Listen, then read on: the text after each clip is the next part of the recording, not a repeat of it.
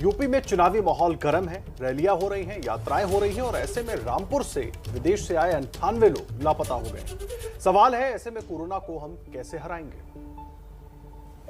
ये तस्वीरें हैं देश के सबसे बड़े राज्य उत्तर प्रदेश की। उत्तर प्रदेश में अगले कुछ महीनों में विधानसभा चुनाव है। सियासी पार्टियों में जोर आजमाइश का खेल चल रहा है और यूपी की 3 बड़ी पार्टियों के प्रचार की ये तस्वीरें देश की चिंता को बढ़ाने वाली हैं। क्योंकि देश में ओमिक्रॉन की आफत है, लेकिन चुनावी रोड और रैलियों में कोविड प्रोटोकॉल्स का पालन नहीं हो रहा है। सियासी पार्टियों और सियासतदानों की गलती तो है ही, लेकिन आम आदमी भी ओमिक्रॉन को लेकर सतर्क नहीं है, जमकर लापरवाही बरती जा रही है। इतना ही नहीं, यूपी के रामपुर में तो विदेशों से लौटे 98 यात्री लापता हैं। रामपुर स्वास्थ्य विभाग इन यात्रियों को इंटेलिजेंस की मदद से ढूंढने में लगा है। नॉट एट रिस्क कंट्री, जो खतरे वाले कंट्री नहीं है, वहाँ से आने वाले 645 यात्री हैं जिनकी हमें समय समय पर लिस्ट प्राप्त होती रही। उनमें हमने सभी लोगों को संपर्क के लिए फ़ोन करके बातचीत कर ली है, पर उसमें से कुछ लोग 98 लोग जो ऐसे हैं जो जिनके वो फ़ोन नंबर गलत थे और उनसे हमारे कंट्रोल रूम की बात नहीं हो पाई। ऐसे लोगों के हम लोगों ने एड्रेस लोकल इंटेलिजेंस को दे दिए हैं और वो प्रयास करके हम लोगों को उनका पता ढूंढकर बताएंगे। ऐसा बिल्कुल भी नहीं है कि उत्तर प्रदेश में चुनाव होने हैं, इसलिए यहाँ ज्यादा लापरवाही हो रही है। देश के दूसरे हिस्सों का भी यही हाल है। देश के 3 बड़े शहरों का हाल देखिए। पहली तस्वीर राजधानी दिल्ली की है, जहां फिर से कोरोना के आंकड़े बढ़ रहे हैं। दूसरी तस्वीर आर्थिक राजधानी मुंबई की।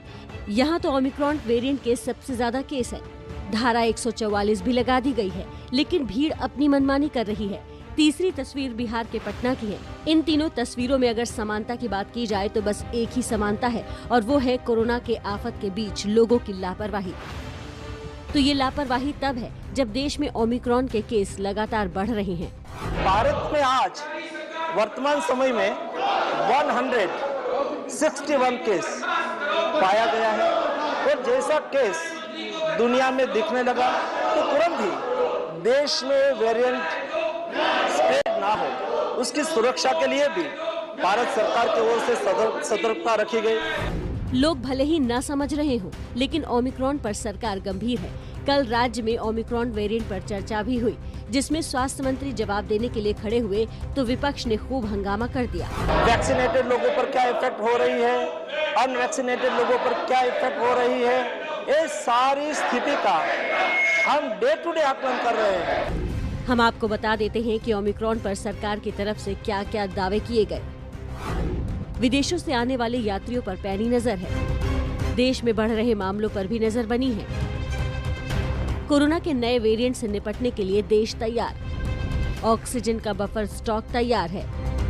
कोरोना की पहली और दूसरी लहर के दौरान जो अनुभव हासिल किया है, वो ओमिक्रॉन के इस खतरे से लड़ने में काफी मददगार साबित होगा।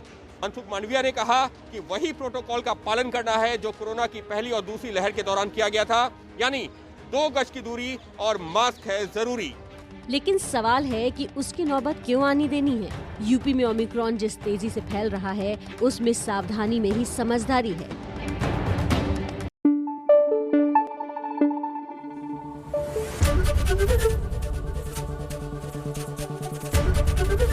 एबीपी न्यूज़ आपको रखे आगे।